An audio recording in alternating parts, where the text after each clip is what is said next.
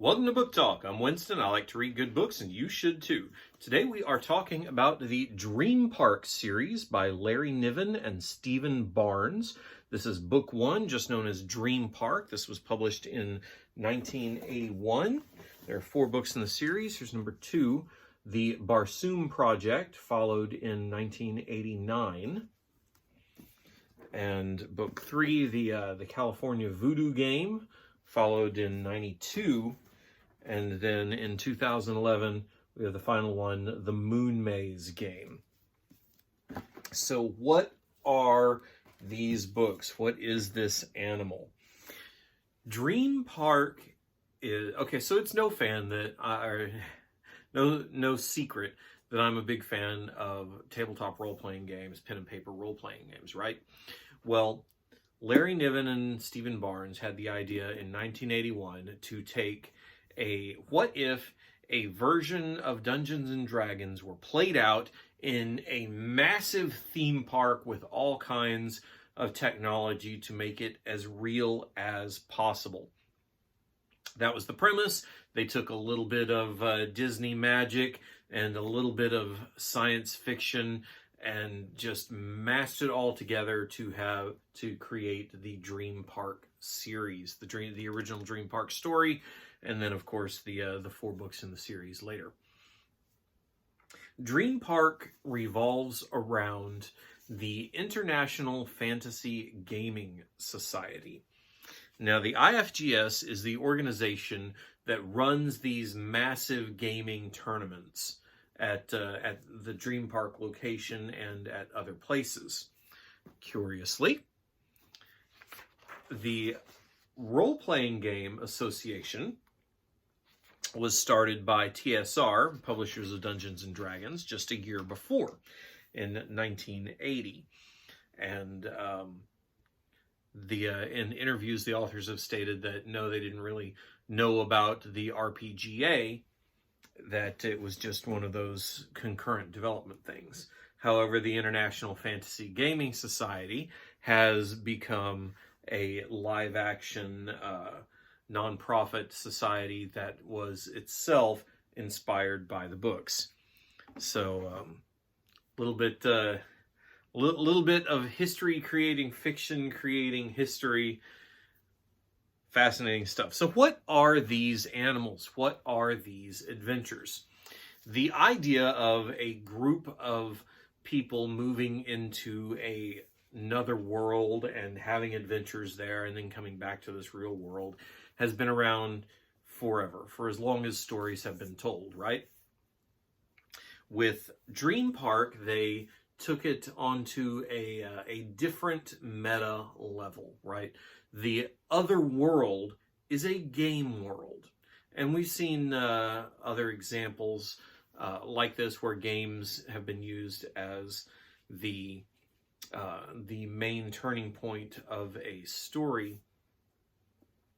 But in this one, in Dream Park, we have several stories going on. We have the story of the game, the actual adventure that the players are trying to solve.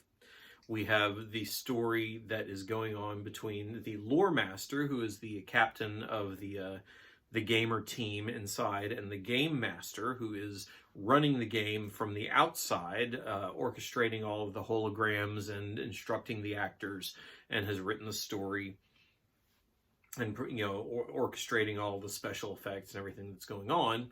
And then on top of that, we have the I want to call it the real story, but the immediate story that is going on, that is the reason why this is a book with a little bit of impact rather than just a recounting of a recounting of a fantasy game. You see, there has been a murder. Dun dun dun. And the hero of the story, Alex Griffin, gets involved. He doesn't really do the fantasy gaming stuff. He's the head of security for Dream Park, but he has to get involved so that he can solve the murder. And of course, like because of the meta structure within the meta structure within the meta structure, we have three different stories going on at once. And in and through it all, that connective tissue of Alex Griffin finding himself, finding that he is a man who is working himself to death, and he needs a little bit of fantasy in his life to ground him. It's a really impactful book. It goes a long way, and it established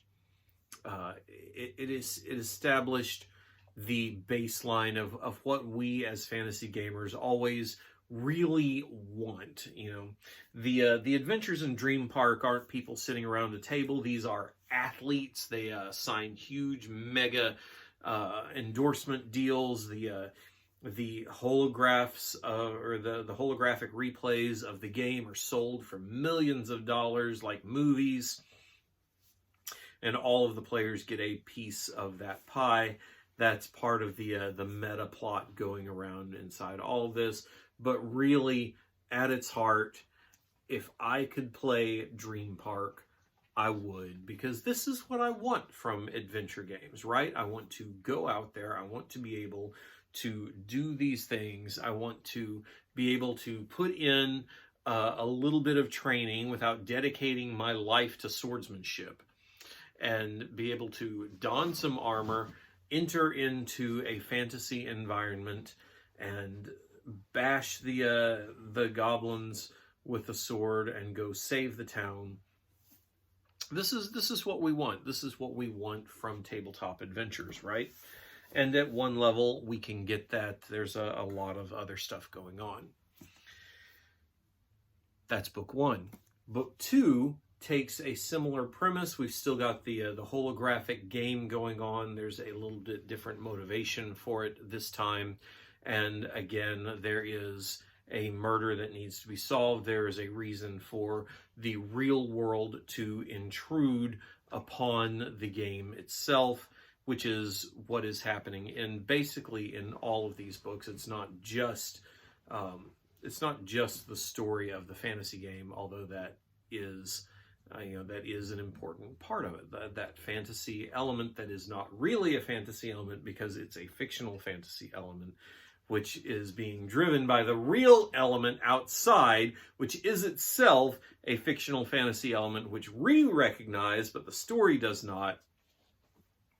Barsoom Project is about the advancement of the human race moving into space, getting ready to colonize Mars, and the different stresses that this places on the political structure and economic structures outside, and how that has all trickled down into what's going on in the game. California Voodoo Game is the culmination of everything that has gone before in the Barsoom Project and in Dream Park. All of this technology that has been created to run Dream Park is being put to practical effect to launch these extraplanetary missions to make the world a better place. And predictably, somebody has determined that there is a way that they can profit off of it, and there has been a murder, and Alex has to get involved. And this really kind of wraps up the story that has begun in Dream Park, these three books. And it completes Alex's journey as a character, because that's very much what all of these are about. All of this setting, all of this other stuff that's going on is really secondary to us getting to know Alex Griffin and his cast of friends and characters, and seeing where they go and why they are doing what they are doing, and how doing this not only makes them better as people, but can potentially allow them to make the world a better place.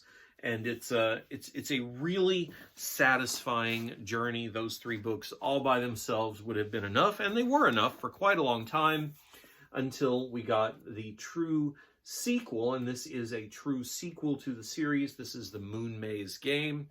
This picks up with Alex's son Scott. All of the technology that we have seen before in Dream Park has enabled man to put a base on the moon. And Scott is involved. Scott has taken after his dad. He is a security specialist who gets involved in the game reluctantly because he is contracted as a bodyguard. And while he is up there, in all of these other stories, the real world has kind of lightly intruded on the game world, and the game world is being used to reflect the real world. And in the Moon Maze game, we have the final iteration on that, where gaming has become so entrenched and so important that it has basically replaced real world politics and real world influences, and the real world will not accept that. So the real world crashes in and takes over the game, and everything that has gone before just gets meshed up into one final explosive climax of world building and technology. This series is a fantastic example of how to progress characters through a series, how to progress a world setting throughout a series, and how to make how to keep this technology both progressive and consistent between the two. And at the heart of it all, the understanding that it's not really this setting that is drawing us in. It's not really this dream park technology that makes me read these books again and again over the years. It's the fact that these characters are people that we care about because we want to be these characters. We want these kinds of adventures, and in a very real way that no other fiction book has. This presents us characters who are having adventures that are possible for us. Now, Dream Park doesn't exist, but good heavens, just theme parks alone, Disney is doing all of these different experiences. You can go to Universal for all these different experiences. If I don't want to do that, I am not too far away from 4 different national parks that offer